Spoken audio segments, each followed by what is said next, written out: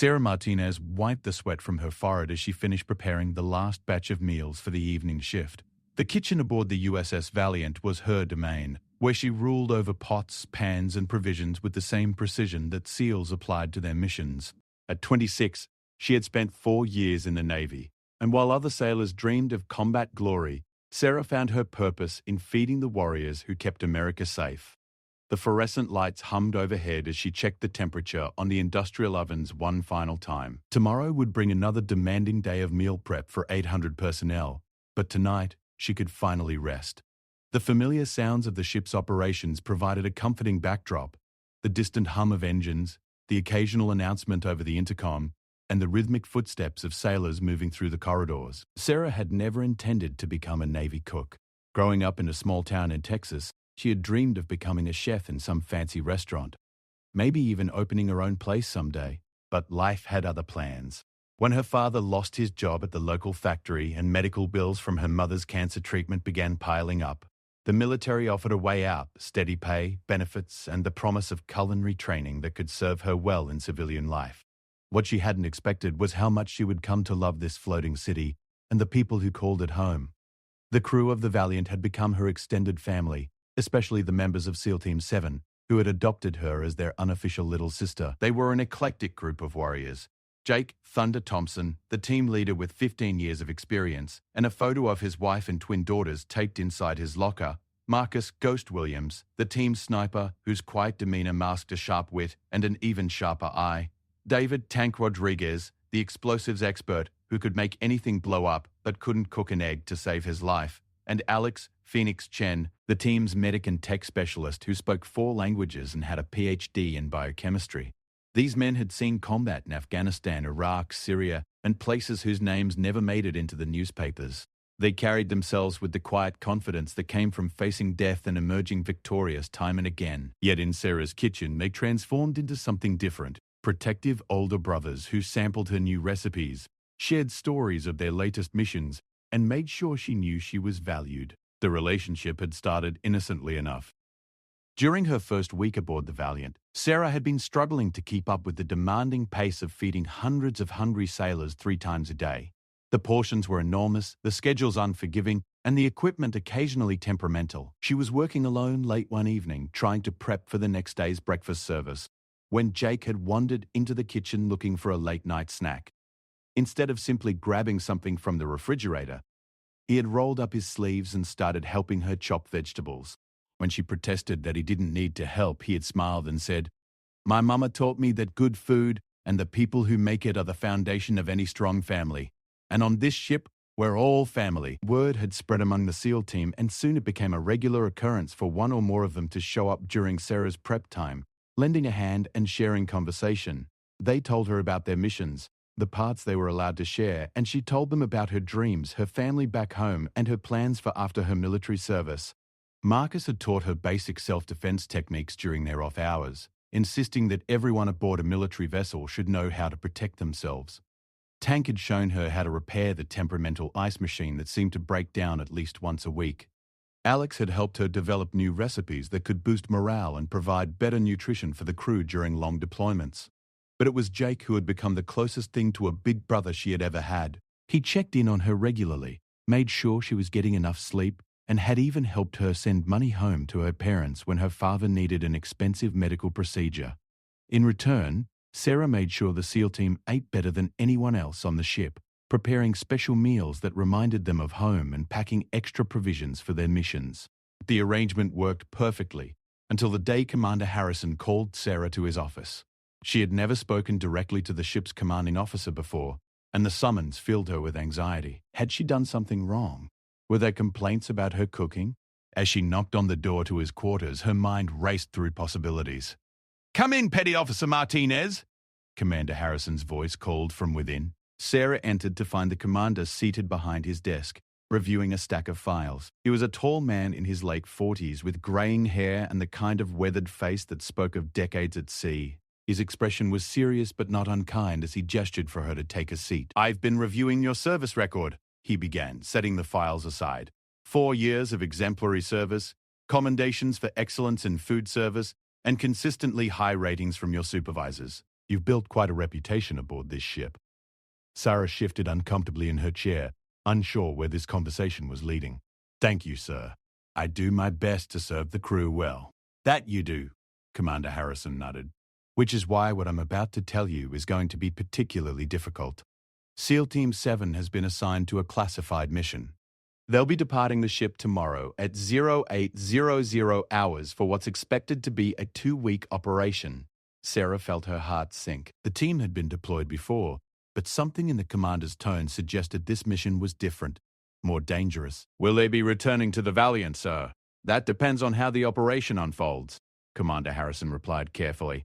"What I can tell you is that they specifically requested you prepare their mission provisions. Apparently, your care packages have become something of a good luck charm for them." Despite her concern, Sarah couldn't help but smile. The team had indeed developed a superstition around her cooking, insisting that missions went smoother when they carried her homemade energy bars and carefully prepared MRE alternatives. "Of course, sir. I'll have everything ready by tomorrow morning." "There's something else," the commander continued, his expression growing more serious. "The team asked me to give you this." He handed her a sealed envelope with her name written in Jake's familiar handwriting. Sarah took the envelope with trembling hands, knowing instinctively that whatever it contained was the team's way of saying goodbye, just in case. Military personnel didn't write letters unless they expected the possibility of not coming back. "You may go, Petty Officer Martinez." "And Sarah?" Commander Harrison's use of her first name caught her attention. "The work you do here matters more than you know. That team considers you family, and in their line of work, family is everything." Sarah left the commander's office in a daze, the envelope clutched tightly in her hand. She made her way back to the kitchen, her mind spinning with worry and questions she couldn't voice. The mission was classified, which meant she would have no way of knowing how the team was faring once they departed. She would simply have to wait and hope, like thousands of military families around the world. That evening, she threw herself into preparing the team's provisions with an intensity that bordered on obsession. Every energy bar was perfectly balanced for nutrition and taste. Every meal packet was seasoned and preserved with meticulous care. Every piece of equipment was cleaned and organized with military precision. If this was the last thing she could do for her brothers, she was going to make sure it was perfect. As she worked, Sarah reflected on how much her life had changed since joining the Navy. The scared, uncertain young woman who had enlisted 4 years ago had been replaced by someone confident and capable, someone who had found her place in the world. The SEAL team had played a huge role in that transformation, treating her not as a subordinate or a support person, but as an equal member of their extended military family. The envelope sat unopened on her prep table, its presence both comforting and ominous. She knew she should read it, but part of her feared that opening it would somehow make their departure more final, more dangerous. Instead, she focused on her work, channeling her nervous energy into creating the best possible provisions for the team's mission. Near midnight, exhausted but satisfied with her preparations, Sarah finally allowed herself to open Jake's letter. The message was brief but heartfelt, written in his characteristic direct style. "Sarah, if you're reading this, it means we're heading into something serious.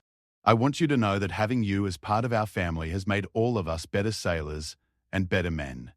You've given us something to fight for beyond duty and country. You've reminded us what we're fighting to protect. Take care of yourself, little sister. We'll be back for your famous chili before you know it.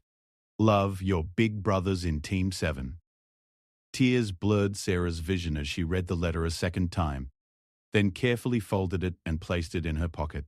Tomorrow, she would watch 4 of the most important people in her life disappear into harm's way, and there would be nothing she could do but wait and hope for their safe return.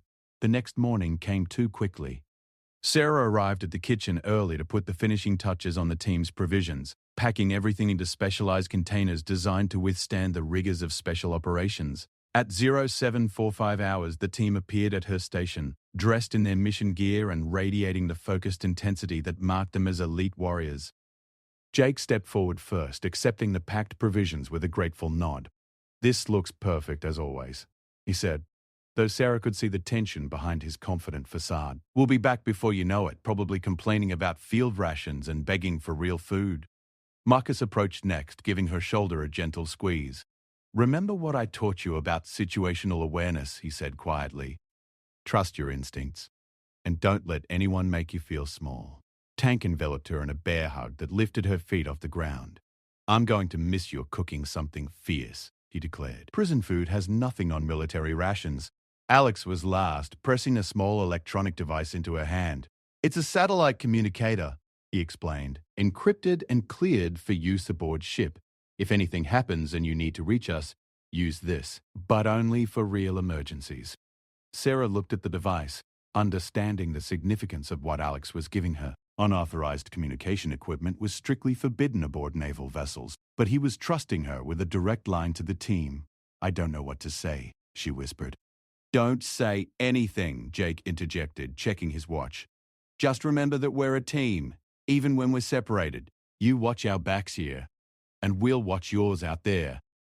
As the team prepared to leave, Sarah felt the weight of their impending absence settling over her like a heavy blanket. These men had become more than colleagues or friends. They were the brothers she had never had, the family she had chosen. Watching them walk away toward an uncertain fate was one of the hardest things she had ever done. The next 2 weeks passed in a blur of routine duties and constant worry. Sarah threw herself into her work with renewed intensity, but nothing could distract her from the gnawing anxiety about Team 7's mission. She found herself checking the news obsessively, searching for any hint of military operations that might involve her friends. The satellite communicator Alex had given her remained silent, which she hoped meant the mission was proceeding smoothly. Other crew members began to notice her distraction.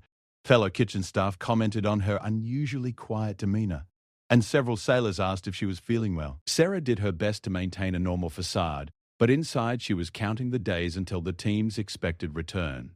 On the 14th day of their deployment, Sarah woke with an inexplicable sense of dread. She had experienced similar feelings before, a mother's intuition. Her grandmother would have called it, but never with such intensity. Something was wrong. She could feel it in her bones, in the pit of her stomach, in the rapid beating of her heart. The feeling persisted throughout the morning as she went about her regular duties. She prepared breakfast for the crew, cleaned and organized the kitchen, and began prep work for the lunch service. But every few minutes, she found herself glancing at the satellite communicator, willing it to remain silent while simultaneously hoping for some sign that the team was safe. At 13:47 hours, as Sarah was reviewing inventory lists in the kitchen office, the ship's intercom crackled to life with an announcement that would change everything. All department heads report to the briefing room immediately. All department heads to the briefing room. The announcement was followed by an unusual flurry of activity throughout the ship. Sarah could hear the sound of running footsteps in the corridors and the urgent conversations of senior staff. Her anxiety spiked as she realized that emergency briefings were typically called for only the most serious situations. 20 minutes later, her worst fears were confirmed when Chief Petty Officer Morrison appeared in her kitchen doorway, his face grim with bad news. Morrison was the senior enlisted man responsible for coordinating support services, and Sarah had worked with him many times over the years. His presence could only mean one thing. Sarah, he said quietly, using her first name instead of her rank, a breach of protocol that immediately told her the news was personal. I need you to come with me. Commander Harrison wants to see you in his quarters immediately.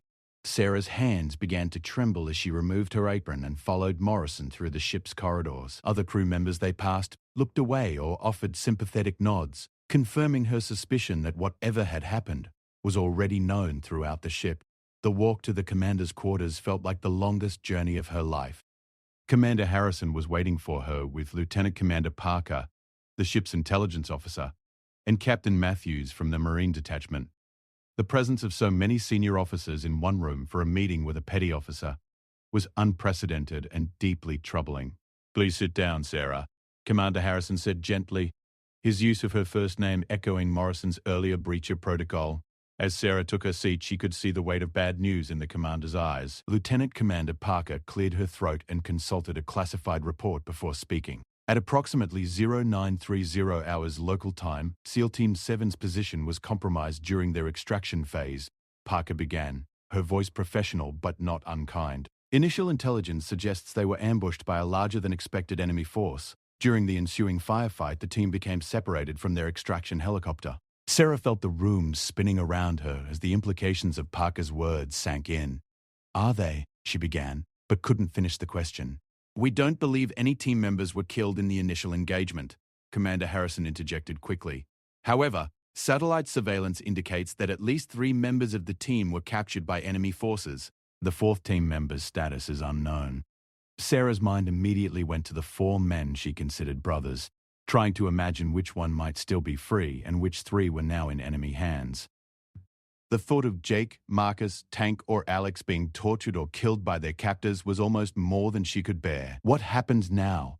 she asked, her voice barely above a whisper. Captain Matthews leaned forward, his expression serious but determined. "A rescue operation is being planned, but it will take time to develop intelligence on their location and organize an appropriate response. In the meantime, their capture is classified at the highest levels. You cannot discuss this information with anyone not directly involved in the rescue planning." "There's something else," Lieutenant Commander Parker added, consulting her report again. Before communications were lost, Team 7 transmitted a brief message indicating they had completed their primary mission objective. Whatever they were sent to accomplish, they succeeded. The words provided little comfort to Sarah, who would have gladly traded any mission success for the safe return of her friends. She sat in stunned silence, trying to process the information and figure out what she was supposed to do next. "Sarah," Commander Harrison said gently, "I know this is an enormous shock, and I understand how close you are to the team. If you need time to process this information, I can arrange for temporary relief from your regular duties." "No, sir," Sarah replied, surprised by the strength in her own voice. "The crew still needs to eat, and staying busy will help me cope better than sitting alone with my thoughts." "I thought you might say that," the commander nodded approvingly. "However, I do have one request.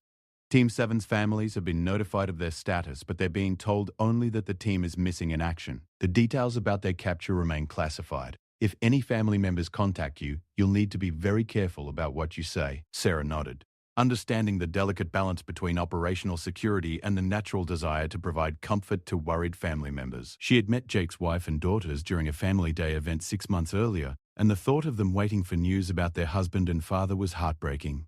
As the meeting concluded and Sarah prepared to return to her duties, Commander Harrison handed her a secure communication device. "This will allow you to receive updates on the rescue operation as they become available," he explained. "I know waiting for news will be difficult, but I want you to know that everyone from the Pentagon to this ship is working around the clock to bring them home." Sarah returned to the kitchen in a state of emotional numbness, mechanically going through the motions of her regular duties, while her mind remained focused on the captured team members. The satellite communicator Alex had given her remained silent, but she kept it close, hoping against hope that he or one of the others might find a way to make contact. The rest of the crew seemed to sense that something significant had happened, though the classified nature of the situation meant that rumors and speculation filled the information vacuum. Sarah found herself the subject of sympathetic glances and offers of assistance from colleagues who clearly knew about her relationship with Team 7, even if they didn't know the specific details of what had occurred. As evening approached and Sarah finished the dinner service, she retreated to her quarters for the first time since receiving the news. Alone with her thoughts and fears, she finally allowed herself to fully confront the reality of the situation. 4 of the most important people in her life were in mortal danger, and there was absolutely nothing she could do to help them. She pulled out Jake's letter and read it again, focusing on his words about having something to fight for beyond duty and country. If the team was still alive, they would be fighting not just for their own survival, but for the chance to return to the people and places they cared about. Sarah realized that her role in their survival was to be one of those people worth fighting for. To remain strong, continue her duties, and be ready to welcome them home when the rescue operation succeeded. That night, Sarah lay awake staring at the ceiling of her small quarters, listening to the familiar sounds of the ship and thinking about her brothers in Team 7. Somewhere in a hostile foreign land, they were facing unimaginable dangers and hardships. But she knew them well enough to believe they would never give up hope, never stop looking for opportunities to escape or signal for help. And neither would she. 3 days had passed since Sarah learned of Team 7's capture, and the weight of secrecy was beginning to take its toll. She moved through her daily routines with mechanical precision, preparing meals and managing kitchen operations, while her thoughts remained fixated on her missing brothers. The secure communication device Commander Harrison had given her remained frustratingly silent, offering no updates on rescue efforts or the team's condition. The kitchen had become her sanctuary and her prison. During busy meal services, she could lose herself in the familiar rhythms of cooking and serving, But during quiet moments, her imagination conjured increasingly dark scenarios about what her friends might be enduring. She had read enough about military captures to know that elite operators like SEALs were high-value prisoners, likely to face intensive interrogation and psychological pressure. On the fourth morning, as Sarah was preparing breakfast for the early shift, Seaman Rodriguez approached her station with obvious nervousness. Rodriguez was barely 19, fresh out of basic training, and had been assigned to kitchen duty only 2 weeks earlier. His youth and inexperience made him naturally anxious around senior personnel, but this morning his demeanor suggested something more specific was troubling him. "Petty Officer Martinez," he began hesitantly, glancing around to make sure no one else was listening. "I'm probably not supposed to know this, but I heard some of the communications guys talking about SEAL Team 7. They said something bad happened during their mission." Sarah felt her stomach clench, but she maintained a neutral expression. "I'm not sure what you're referring to, Rodriguez. Team 7 is deployed on a classified operation, and we don't discuss ongoing missions."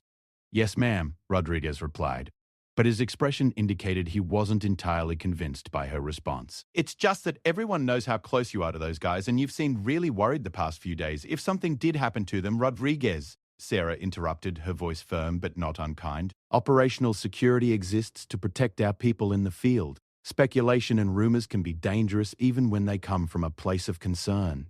Team 7 are professionals who can handle whatever their mission requires." The young sailor nodded and returned to his duties, but Sarah could see that her words hadn't entirely alleviated his concerns. She realized that her own behavior over the past few days had been more transparent than she intended, and that other crew members were beginning to notice her distress. She needed to do a better job of maintaining her composure if she wanted to keep the team's situation classified. Later that morning, while reviewing supply inventories in the kitchen office, Sarah was interrupted by the arrival of Chief Warrant Officer Reynolds, the ship's senior intelligence specialist. Reynolds was a 20-year veteran with a reputation for efficiency and discretion, and his presence in her kitchen could only mean one thing. "Petty Officer Martinez," Reynolds said, closing the office door behind him. "I need to brief you on some developments regarding Team 7's situation." Sarah set down her clipboard, giving Reynolds her full attention. His expression was serious but not grave, which she hoped was a positive sign. "We've received confirmation that all 4 team members are alive," Reynolds began, and Sarah felt a wave of relief wash over her. "Satellite imagery and intercepted communications indicate they're being held at a compound approximately 40 miles from their original mission area." "Are they injured?" Sarah asked, her voice tighter than she intended. "Unknown at this time," Reynolds replied honestly.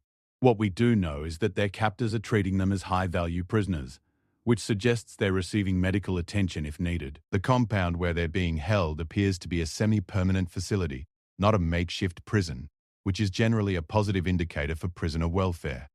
Sarah nodded, processing this information and trying to extract hope from Reynolds' carefully chosen words. The intelligence officer consulted a small notepad before continuing. "A rescue operation is being planned, but it's complicated by several factors.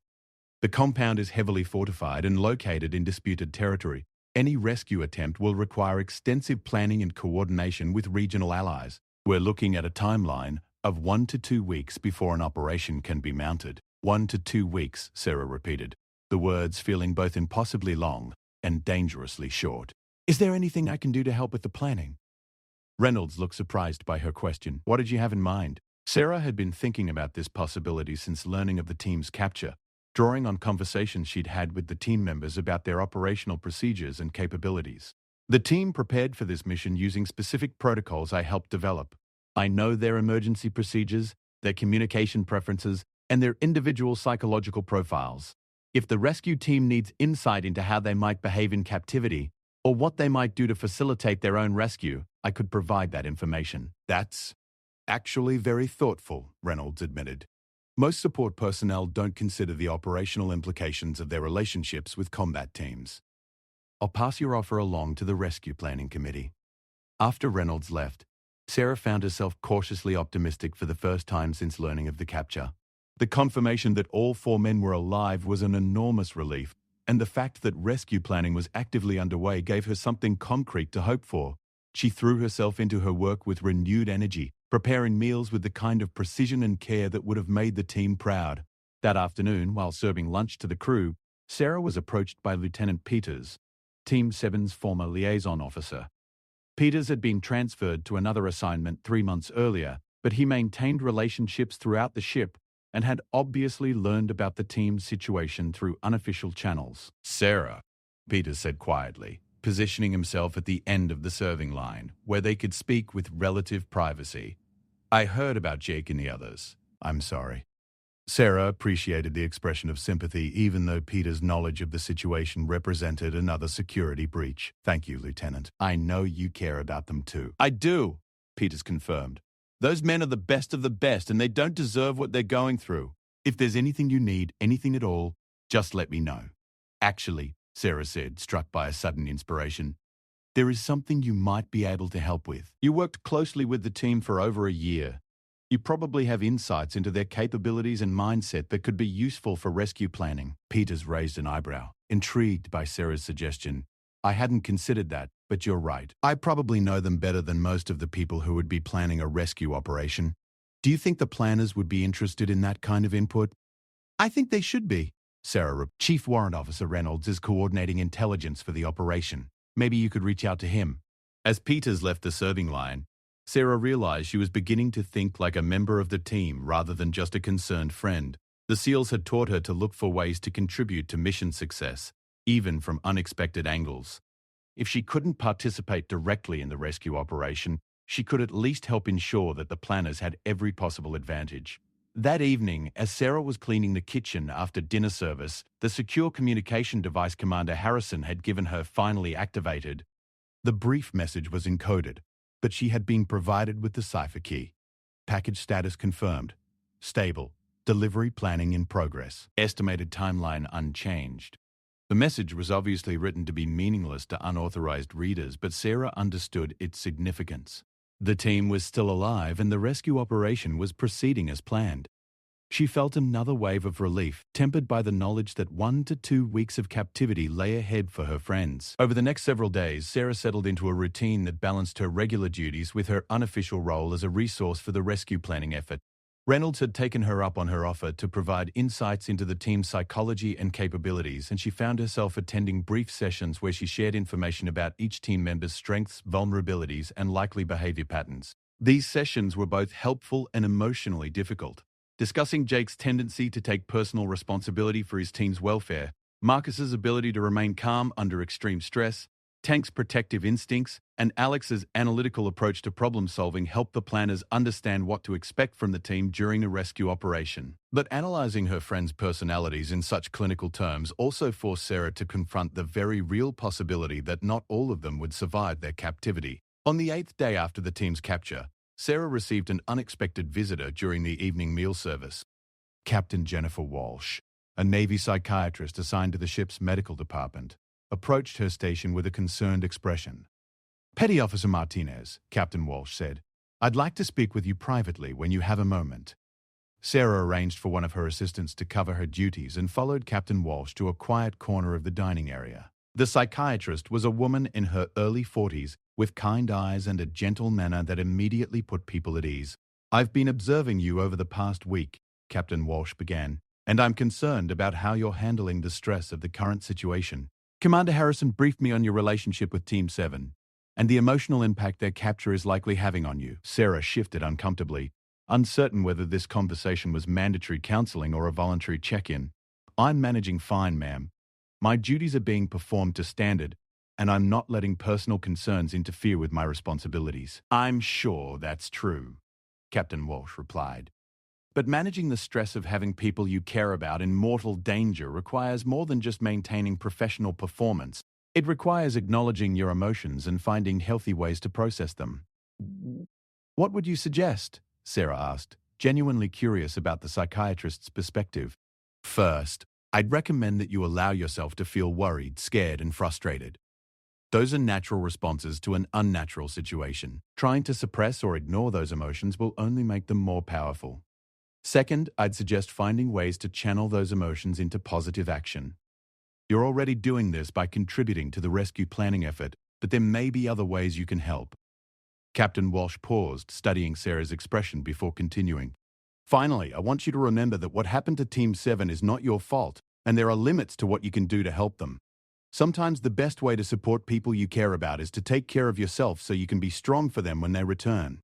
The conversation with Captain Walsh helped Sarah realize that she had been carrying an enormous emotional burden without adequate support. She began taking better care of her physical health, ensuring she ate regularly and got sufficient sleep. She also started writing letters to each team member, knowing she couldn't send them, but finding the process of expressing her thoughts and feelings therapeutically beneficial. On the 10th day, Reynolds brought news that the rescue operation timeline had been accelerated. Intelligence sources had indicated that the team's captors were planning to move them to a more secure location within 72 hours. The rescue would have to be attempted before that transfer occurred. "The operation is scheduled for tomorrow night," Reynolds told Sarah during a private briefing. "It's going to be extremely dangerous for both the rescue team and the hostages. The compound is heavily defended, and the rescue team will have to move fast to prevent the captors from executing the prisoners." Sarah felt her stomach drop at the implications of Reynolds' words. After 10 days of hoping and waiting, the moment of truth was finally at hand. Within 48 hours, she would either be reunited with her brothers or learn that they had died in the rescue attempt. "Is there anything else I can do to help?" she asked, desperate to contribute something meaningful to the operation. Reynolds consulted his notes. "Actually, there is one thing. The rescue team wants to know if Team 7 has any special signals or codes they might use to identify themselves during the operation. In the chaos of a nighttime assault, it's important that the rescuers can quickly distinguish between hostages and captors." Sarah thought carefully about her conversations with the team members, trying to remember any details that might be relevant. "Alex taught me some basic military hand signals, and Marcus showed me how they communicate silently during operations. But I think the most reliable identifier would be something personal that only they would know." "What do you mean?" Reynolds asked. "Each team member has a personal connection to food or cooking that we've developed over the years. Jake always asks for extra hot sauce.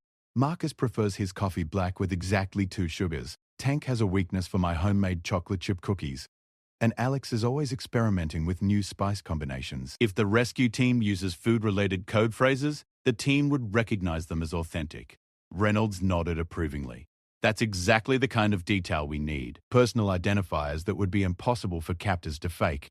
He made notes on his pad before continuing. "The rescue team will be briefed on these details tonight." As Reynolds prepared to leave, Sarah felt compelled to ask one final question. "Chief, what are the realistic chances of success for this operation?" Reynolds paused at the door, weighing his response carefully. "Honestly, these types of operations are inherently high risk.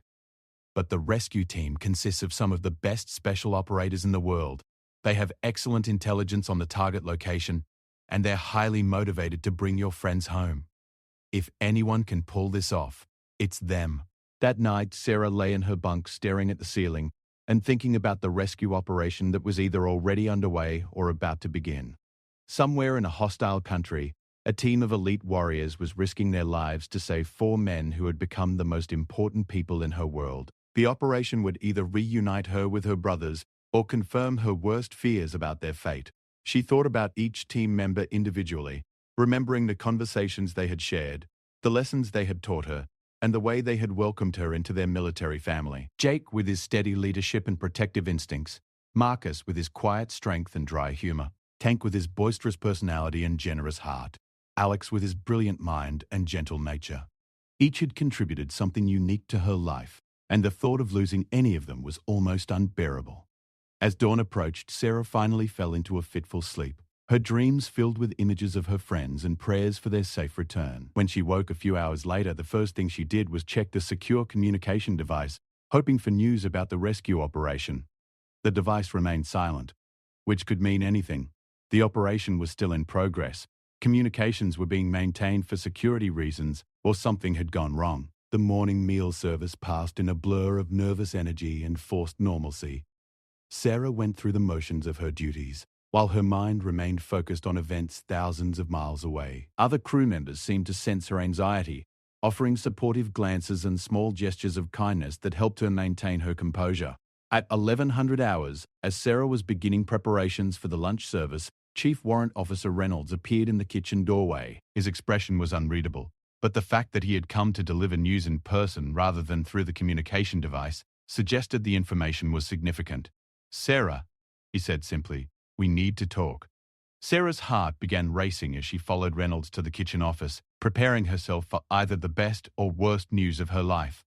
The next few minutes would determine whether her friends were coming home or whether she would be mourning their loss. Reynolds closed the office door and took a deep breath before speaking. The rescue operation was completed at 0347 hours local time, he began, and Sarah felt her legs go weak with anticipation. All 4 team members were successfully extracted from the compound, Reynolds continued, and Sarah felt a wave of relief so intense it left her dizzy. They're currently receiving medical attention at a secure facility before being transported to a military hospital in Germany. Are they seriously injured? Sarah asked, her voice barely above a whisper. They're in better condition than expected, Reynolds replied. Some dehydration, minor injuries consistent with rough handling, and exhaustion, but nothing life-threatening.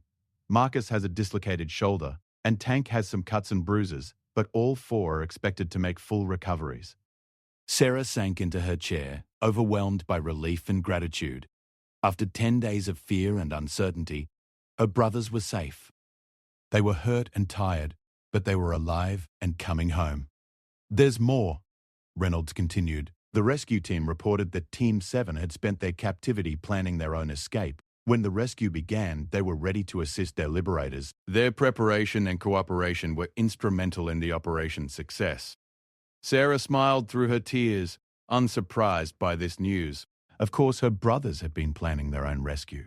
They were SEALs, trained never to give up and never to wait passively for salvation. Even in captivity, they had remained warriors. When will they be returning to the ship? She asked. They'll spend approximately 1 week in the military hospital for medical evaluation and debriefing, Reynolds explained. After that, they'll be flown back to the Valiant for a period of rest and recuperation before being cleared for active duty. As Reynolds left the kitchen, Sarah allowed herself a moment of pure joy and relief. Her family was coming home. The nightmare of the past 10 days was finally over, and soon she would be able to welcome her brothers back with the kind of meal they deserved after their ordeal. But even as she celebrated their rescue, Sarah realized that this experience had changed her in fundamental ways. She had discovered reserves of strength and resilience she hadn't known she possessed. She had learned to think strategically about situations beyond her direct control. Most importantly, she had gained a deeper appreciation for the bonds that connected her to the warriors she served. The woman who would greet Team 7 upon their return would not be the same cook who had sent them off on their mission 11 days earlier. She had been transformed by the experience of nearly losing the people she cared about most, and she was determined to make sure they knew how much they meant to her. Over the next week, Sarah threw herself into planning the perfect welcome home meal for the team's return. She requisitioned special ingredients, developed new recipes, and coordinated with other departments to ensure that their homecoming would be memorable. But more than the food, she was planning to tell them something she had never expressed before: how much their friendship had changed her life, and how grateful she was to have them as her chosen family. The rescue had ended successfully, but Sarah's story was just beginning. The experience of nearly losing her military brothers had awakened something in her, a sense of purpose and capability that extended beyond the kitchen. She didn't yet know where this new awareness would lead, but she was ready to find out. The week following the rescue passed with agonizing slowness for Sarah. Every day she checked the secure communication device multiple times, hoping for updates on Team 7's condition and recovery progress. The brief reports she received were encouraging but frustratingly vague. The team was responding well to medical treatment. Their debriefings were proceeding normally, and their return to the Valiant was still scheduled for the following week. During this period, Sarah noticed significant changes in how other crew members treated her. Word of her involvement in the rescue planning had somehow spread throughout the ship. Despite the classified nature of the operation, she found herself receiving respectful nods from senior officers who had previously barely acknowledged her existence, and younger sailors began seeking her advice on matters that had nothing to do with food service. The transformation was subtle but unmistakable. She was no longer seen simply as the ship's cook, but as someone who had proven herself capable of contributing to combat operations in unexpected ways. The realization both thrilled and intimidated her, suggesting possibilities for her future that she had never considered before. Chief Warrant Officer Reynolds had become a regular visitor to her kitchen, ostensibly to provide updates on the team's condition, but increasingly to seek her input on other matters. During one such visit, He presented her with an opportunity that would test the limits of her newfound confidence. "Sarah," Reynolds said, settling into the chair across from her desk in the kitchen office. "I've been thinking about your contributions to the rescue planning effort, and I have a proposition for you." Sarah set down the supply manifest she had been reviewing and gave Reynolds her full attention. Over the past week, she had learned to pay careful attention to his tone and body language, which often conveyed more information than his words. "The intelligence community is always looking for people with unconventional skill sets and perspectives," Reynolds continued. "Your ability to analyze personality profiles and predict behavioral patterns impressed a lot of people who work in that field professionally." "I'm not sure I understand where this is going," Sarah replied cautiously. "There's a program that trains support personnel to serve as intelligence analysts," Reynolds explained. "It's a way for the military to identify and develop talent that might otherwise be overlooked. The program would require additional training and education, but it would also open up career opportunities that don't currently exist in food service." Sarah felt her heart racing as she processed the implications of Reynolds' offer. The possibility of transitioning from cooking to intelligence work had never occurred to her, but she could see how the skills she had developed might be applicable to that field. "What would this training involve?" she asked. "Initially, it would be correspondence courses and online training modules that you could complete during off-duty hours," Reynolds replied. "Later, if you showed aptitude and interest, there would be opportunities for more specialized training at intelligence schools." "And what about my current duties?" "You would continue your food service responsibilities while pursuing the intelligence training. The program is designed to identify people who can balance multiple roles effectively." Sarah leaned back in her chair, overwhelmed by the magnitude of the decision Reynolds was asking her to make. The offer represented a fundamental change in her military career trajectory, moving from support services toward a field that was traditionally dominated by officers and specialists with advanced education. "Can I have some time to think about it?" she asked. "Of course," Reynolds replied, "but I should mention that there are only a few slots available in the program, and the application deadline is next month. If you're interested, we'll need to begin the paperwork soon." After Reynolds left, Sarah found herself unable to concentrate on her normal duties. The possibility of becoming an intelligence analyst excited her, but it also raised questions about her identity and future goals. For 4 years, she had defined herself primarily as a cook who happened to serve in the military.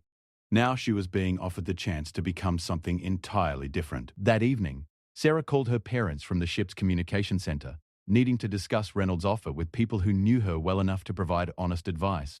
Her mother answered on the second ring, and Sarah could hear the television playing in the background. "Sarah, sweetheart, it's so good to hear from you," her mother said warmly. "How are things on the ship?"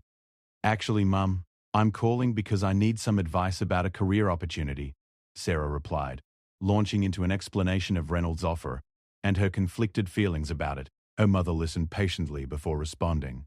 "Honey, you've always been smart enough to do anything you set your mind to. The question isn't whether you're capable of this intelligence work, it's whether you want to do it." "That's what I'm trying to figure out," Sarah admitted. "I love cooking, and I'm good at it. But this feels like a chance to do something more significant, something that could really make a difference." "There's nothing wrong with cooking," her mother replied firmly. "You've made a difference in the lives of everyone you've served. But if you feel called to try something new, your father and I will support you completely." When Sarah asked to speak with her father, she found him equally supportive but more practical in his advice. "The military gave you skills and opportunities you wouldn't have had otherwise," he said. "If they're offering you another opportunity, you should seriously consider taking it. You can always return to cooking if the intelligence work doesn't suit you." The conversation with her parents helped clarify Sarah's thinking, but she still felt the need to discuss the decision with people who understood military life better. Unfortunately, the people whose advice she valued most, Jake, Marcus, Tank, and Alex, were still recovering in Germany and unavailable for consultation. 3 days later, Sarah received news that Team 7 would be returning to the ship ahead of schedule. Their medical evaluations had proceeded faster than expected, and their debriefings were complete. They would be arriving via helicopter the following afternoon, and Sarah was officially requested to prepare a welcome home meal for their return. Sarah threw herself into planning the perfect homecoming feast with an intensity that bordered on obsession. She requisitioned premium steaks, fresh vegetables that had been airlifted to the ship specifically for the occasion, and ingredients for each team member's favorite dessert. She cleaned and organized the private dining area typically reserved for visiting dignitaries determined that her brothers would return to an environment worthy of their sacrifice. As she worked, Sarah found herself thinking about Reynolds' offer and how the team's input might influence her decision.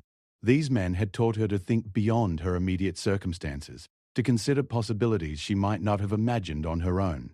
Their perspective on her potential intelligence career would carry significant weight in her final decision. The day of Team 7's return dawned clear and calm, with perfect flying weather for their helicopter transport. Sarah was in the kitchen before sunrise, beginning preparation for the welcome home feast and trying to manage her excitement about seeing her friends again. She had been counting the days since their rescue, and the anticipation of their reunion had become almost overwhelming. At 1400 hours, the ship's intercom announced the arrival of the transport helicopter. Sarah could hear the distinctive sound of rotor blades approaching the ship's flight deck, and she had to resist the urge to abandon her cooking preparations to watch their landing. Instead, she focused on putting the finishing touches on the meal, knowing that the team would be processed through medical and administrative checkpoints before being released to their quarters. An hour later, Jake appeared in the kitchen doorway, looking thinner and more tired than Sarah remembered, but unmistakably alive and healthy. The sight of him triggered an emotional response so intense that Sarah had to grip the prep counter to keep from running to embrace him. "Something smells incredible in here," Jake said with a grin that looked only slightly forced. "Please tell me you didn't go to any special trouble for us." "Only a little," Sarah replied, her voice tight with suppressed emotion. "I thought you might be tired of military rations."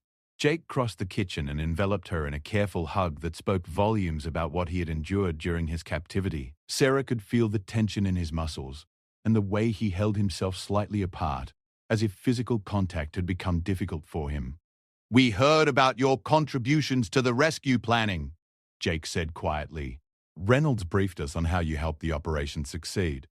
I'm not sure we can ever adequately thank you for that." Before Sarah could respond, the rest of the team appeared in the kitchen doorway. Marcus moved with obvious care for his injured shoulder. Tank sported several visible cuts and bruises, and Alex looked pale and drawn, but they were all standing and walking under their own power. The reunion that followed was both joyful and emotional, with each team member taking time to thank Sarah individually for her role in their rescue. Tank lifted her off the ground in a gentle bear hug. Marcus squeezed her hand with his uninjured arm, and Alex presented her with a small carved wooden figurine he had somehow acquired during their captivity. "It's a guardian angel," Alex explained, his voice hoarse from disuse. "The local population considers them symbols of protection and hope. I thought you should have it, since you were both for us while we were gone." As they moved to the private dining area for their welcome home meal, Sarah was struck by the subtle changes in her friends. They were undoubtedly the same men she had said goodbye to 17 days earlier, but their experience in captivity had left marks that went deeper than their visible injuries. They were more cautious in their movements, more aware of their surroundings, and quicker to position themselves with clear views of exits and approaches. Despite these changes, the fundamental bonds between them remained intact. As they shared the meal Sarah had prepared, the conversation gradually returned to the easy camaraderie that had characterized their relationship before the mission.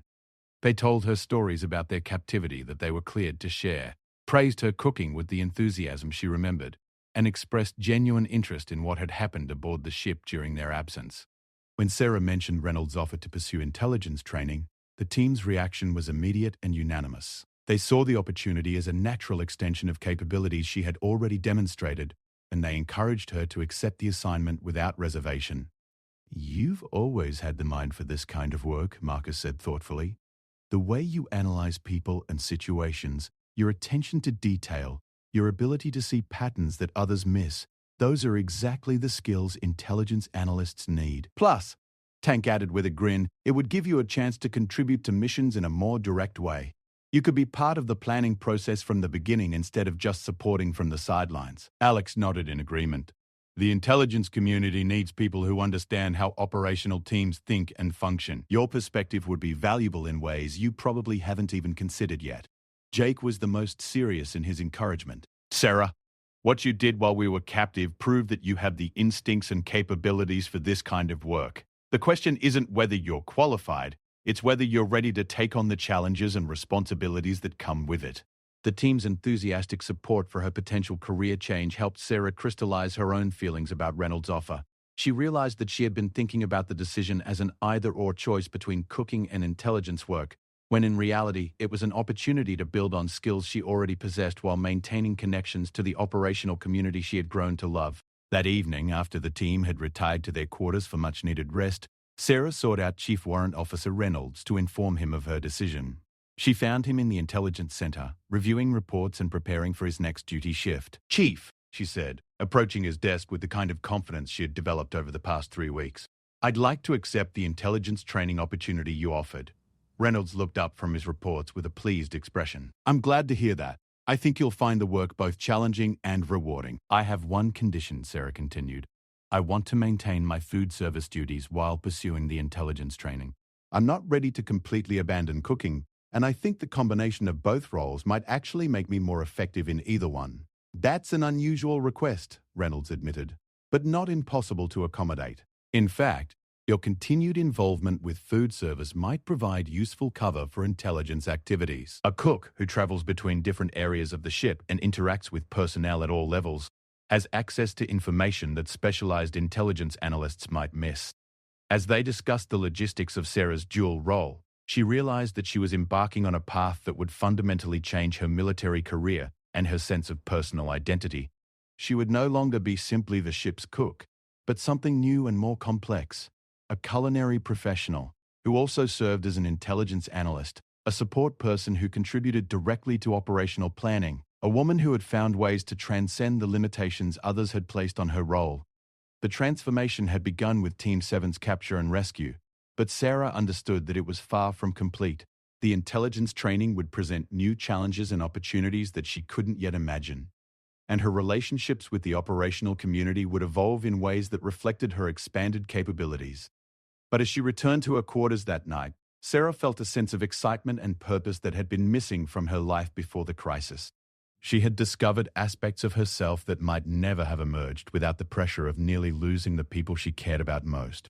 The woman who would begin intelligence training in a few weeks was fundamentally different from the cook who had sent Team 7 off on their mission 3 weeks earlier. The next morning, Sarah began her regular kitchen duties with a new perspective on their significance. She was no longer simply feeding the crew. She was observing, analyzing, and gathering information that might prove valuable in unexpected ways. Every conversation with sailors from different departments became an opportunity to understand the ship's operations more completely. Every interaction with visiting personnel became a chance to practice the interpersonal skills that would be essential for intelligence work. Team 7's return to duty proceeded gradually, with each member undergoing medical evaluations and psychological assessments before being cleared for operational activities. During this period, they became regular visitors to Sarah's kitchen, not just for meals, but for informal debriefings about their experiences and discussions about their future missions. These conversations proved invaluable for Sarah's developing intelligence skills. She learned to ask questions that elicited useful information without seeming intrusive, to analyze the significance of seemingly casual observations, and to identify patterns of behavior that might indicate important changes in operational status or morale. Jake proved particularly helpful in this regard, sharing insights into how intelligence analysts supported SEAL operations and how Sarah's unique perspective could contribute to mission planning and execution. He also helped her understand the broader context of military intelligence work, explaining how individual pieces of information contributed to larger strategic pictures. "The most effective intelligence analysts I've worked with," Jake told her during one of their conversations, "are the ones who understand that information is only valuable if it can be translated into actionable knowledge. Your ability to understand people and predict their behavior is exactly what we need in this field." 2 weeks after Team 7's return, Sarah attended her first formal intelligence briefing as a trainee analyst rather than simply as a food service representative. The experience was both intimidating and exhilarating, as she found herself in a room full of officers and specialists discussing classified operations and strategic assessments. Her role in the briefing was minimal. She was there primarily to observe and learn, but Chief Warrant Officer Reynolds made a point of introducing her as a valuable contributor to recent operational successes. The recognition from her new colleagues felt both gratifying and challenging, establishing expectations that she was determined to meet or exceed. As the briefing concluded and participants filed out of the room, Commander Harrison approached Sarah with an expression that suggested he had something significant to discuss with her. "Petty Officer Martinez," he said, "I've been reviewing reports about your intelligence training and your contributions to recent operations. I'm impressed by your progress and your potential." "Thank you, sir." Sarah replied, uncertain where the conversation was heading. I have a proposition for you, Commander Harrison continued. There's an opportunity for advanced intelligence training at a specialized school in Virginia. The course would last 6 months and would qualify you for assignment to any intelligence unit in the Navy. Sarah felt her heart racing as she processed the implications of the commander's offer. 6 months of specialized training would represent a significant commitment to her new career path, but it would also provide credentials and opportunities that would be impossible to obtain through correspondence courses alone. When would this training begin? She asked. The next class starts in 2 months, Commander Harrison replied. That would give you time to complete your current training modules and arrange for temporary replacement of your kitchen duties. I'm very interested, sir, Sarah said without hesitation. When do you need an answer? Take a week to think it over and discuss it with your family and advisors, Commander Harrison suggested. This is a significant decision that will affect the rest of your military career. As Sarah left the briefing room, she realized that her transformation from cook to intelligence analyst was accelerating beyond her wildest expectations.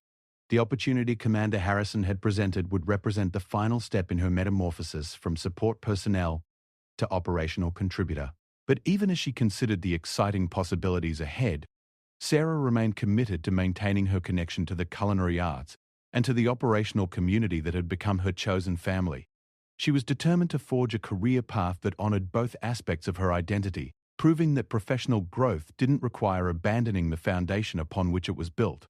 The week Sarah had been given to consider Commander Harrison's offer passed in a whirlwind of conversations, research, and soul-searching. She found herself weighing not just the immediate opportunity for advanced intelligence training, but the long-term implications for her identity and career trajectory. The decision would determine whether she remained primarily a cook who contributed to intelligence work or became an intelligence analyst who happened to have culinary skills.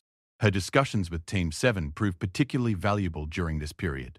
Each member offered a different perspective on the challenges and rewards of specialized military training, drawing from their own experiences in SEAL selection and advanced operator courses. Their insights helped Sarah understand both the sacrifices and the opportunities that would come with her decision. Jake emphasized the importance of mental preparation for intensive training environments. The hardest part isn't learning the technical skills, he explained during one of their conversations in the kitchen. It's adapting to a completely different way of thinking about yourself and your capabilities. You'll be challenged in ways you can't imagine right now. Marcus focused on the practical aspects of career advancement in the intelligence field. 6 months of specialized training will open doors that would otherwise remain closed for years, he told her. But you have to be prepared for the increased responsibility and pressure that comes with those opportunities. Tank, characteristically, approached the question from an emotional angle. The real question is whether you're ready to leave us for 6 months, he said with mock seriousness. We've gotten used to your cooking, and military rations just aren't the same.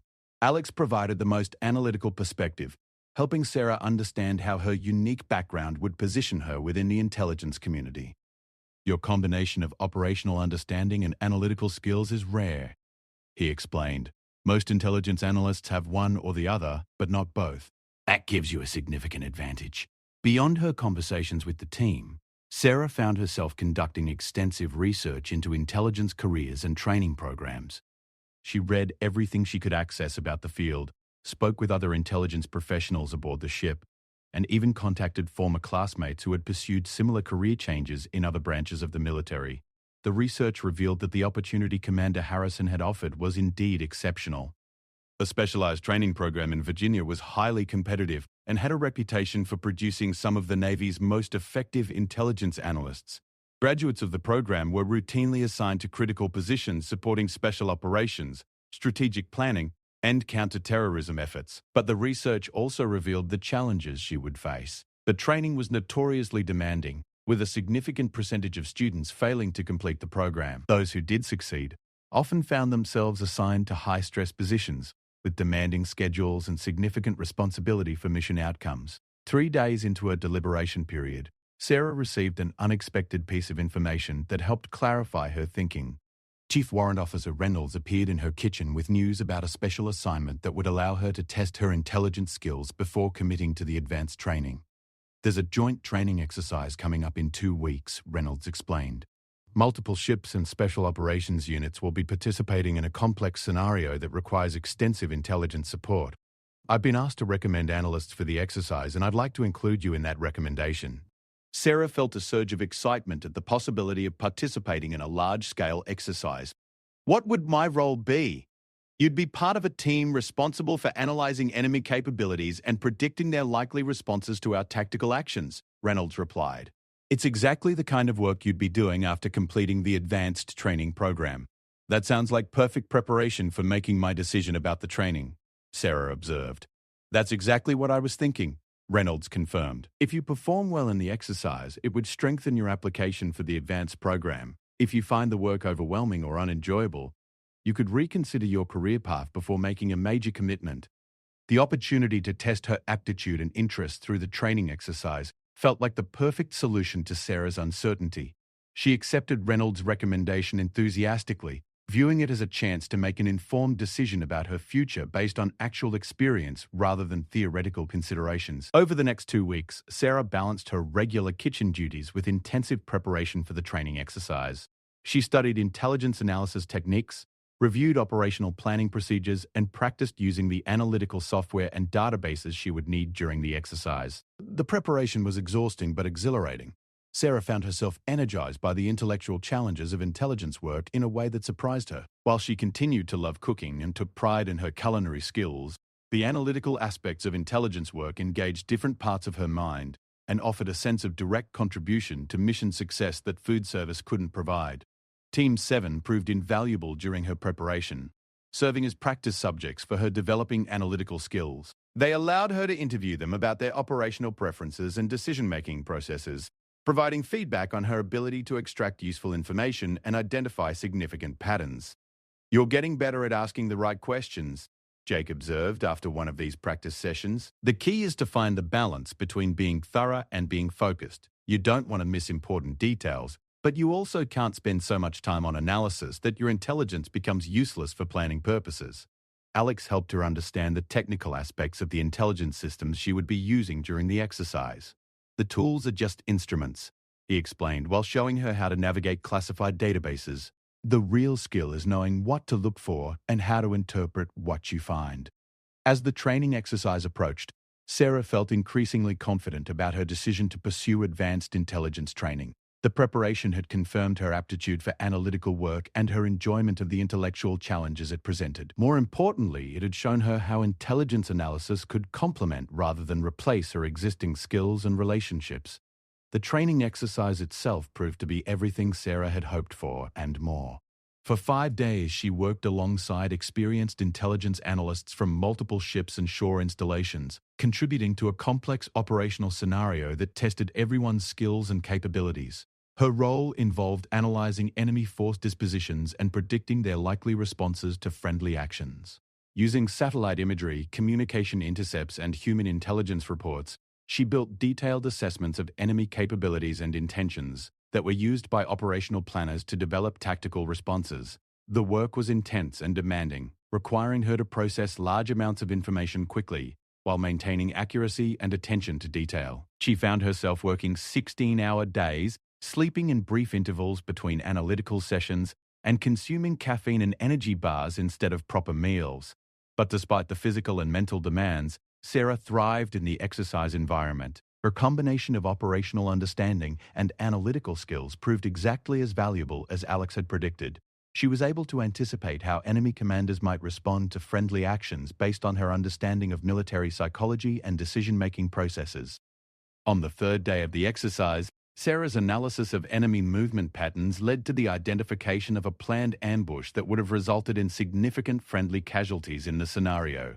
Her warning allowed the operational planners to modify their approach and avoid the trap, earning her recognition from senior officers who had previously been unaware of her capabilities. "Outstanding work, Petty Officer Martinez," said Captain Williams, the exercise director, during the post-mission briefing. "Your analysis was thorough, accurate, and actionable. That's exactly what we need from our intelligence professionals." The praise from Captain Williams and other senior officers confirmed what Sarah had already begun to understand about her potential in the intelligence field. She had found work that challenged her intellectually while allowing her to contribute directly to mission success in ways that cooking, despite its importance, could not match. But the exercise also taught her important lessons about the demands and limitations of intelligence work. The long hours and intense pressure had taken a toll on her physical health and emotional well-being. She had lost weight during the 5-day exercise and felt exhausted in ways that extended beyond simple fatigue. More significantly, the work had required her to set aside many of the personal relationships and activities that had given meaning to her life aboard the ship. She had barely spoken with Team 7 during the exercise, had missed several social events that were important to her, and had felt disconnected from the broader ship's community in ways that troubled her. As the exercise concluded and Sarah returned to her regular duties, she found herself grappling with questions about work-life balance and personal priorities that she had never seriously considered before. The intelligence work was intellectually satisfying and professionally rewarding, but it also demanded sacrifices that extended beyond the obvious time and energy commitments. Her conversations with Team 7 during the post-exercise period helped her process these concerns and develop a more nuanced understanding of the career choice she was considering. Every specialized field has its costs, Marcus observed during one of their discussions. The question is whether the rewards justify the sacrifices you'll have to make. Tank was characteristically direct in his assessment. "You look like hell by the end of that exercise," he said bluntly. "If that's what 5 days does to you, what do you think 6 months of intensive training will be like?" But it was Jake who provided the most helpful perspective on Sarah's dilemma. "The key is to understand that choosing intelligence work doesn't mean giving up everything else," he explained. "It means finding ways to integrate your different interests and capabilities into a coherent career path." Alex nodded in agreement. "The best intelligence analysts I've worked with are the ones who maintain connections outside their immediate professional responsibilities. Those broader perspectives make them more effective at their analytical work." These conversations helped Sarah realize that her concerns about the demands of intelligence work were based partly on the artificial constraints of the training exercise. Real-world intelligence assignments would be demanding but not necessarily as intense as the exercise environment. More importantly, she could shape her career in ways that preserved the relationships and activities that were most important to her. With this understanding, Sarah approached Chief Warrant Officer Reynolds to discuss the specifics of the advanced training program and the career opportunities it would provide. "I want to pursue the training," she told Reynolds during a meeting in his office, "but I also want to maintain some connection to food service throughout my career. Is it possible to develop a specialty that combines both areas?" Reynolds considered her question carefully before responding. "Actually, there are several roles in the intelligence community that would benefit from your unique background," he said. "Cultural analysis, for example, often requires understanding of local customs and traditions related to food and hospitality. There are also positions supporting special operations that require knowledge of field conditions and logistics." "What about the immediate question of the training program?" Sarah asked. "I think you should apply," Reynolds replied without hesitation. "Your performance in the exercise demonstrated that you have the aptitude for advanced intelligence work. The training will provide you with credentials and skills that will be valuable regardless of how you ultimately choose to use them." That evening, Sarah made her final decision about the advanced training program. She would accept Commander Harrison's recommendation and apply for the 6-month course in Virginia.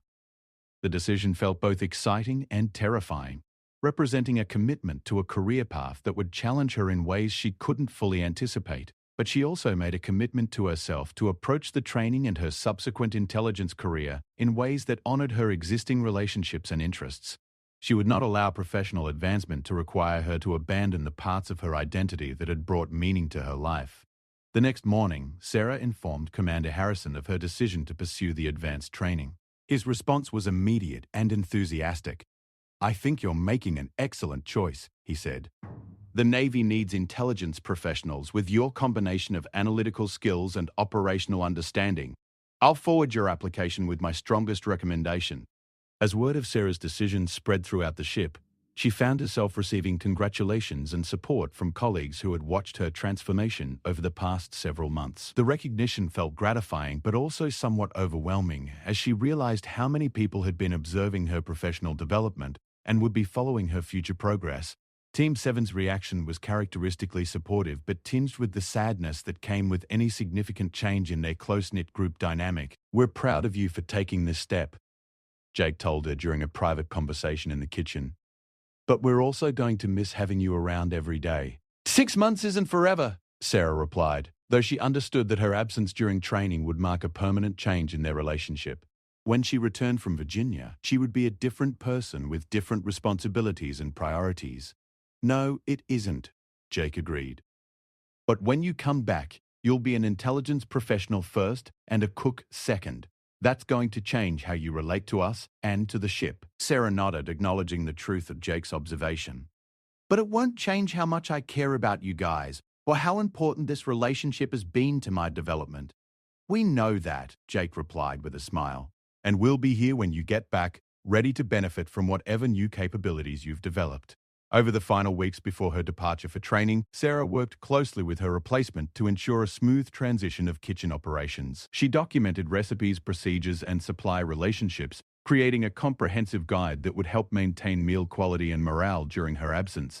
She also spent time with each member of Team 7 individually, discussing their experiences with intensive training and gathering advice that would help her succeed in the challenging months ahead.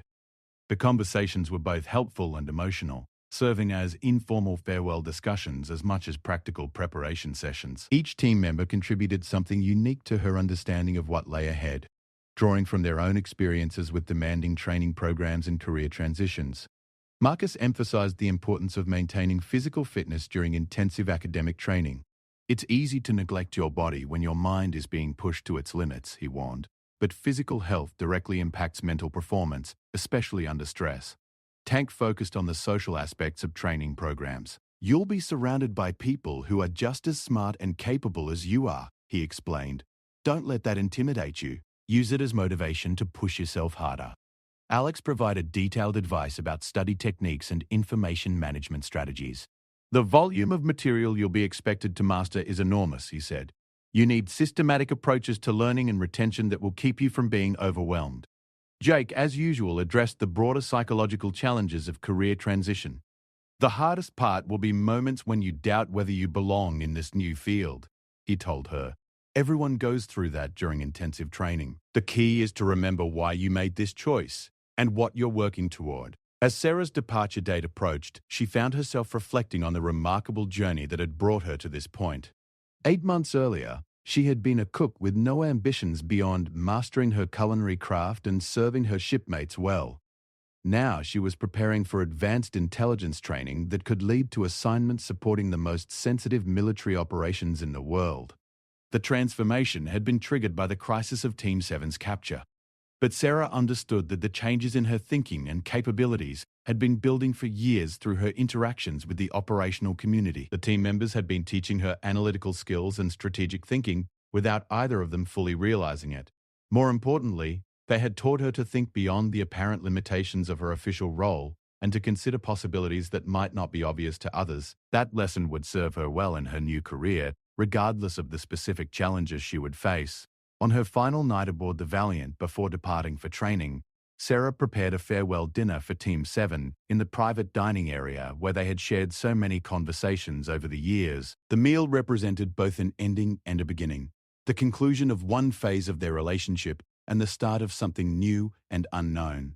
As they shared the meal she had prepared, Sarah reflected on how much they,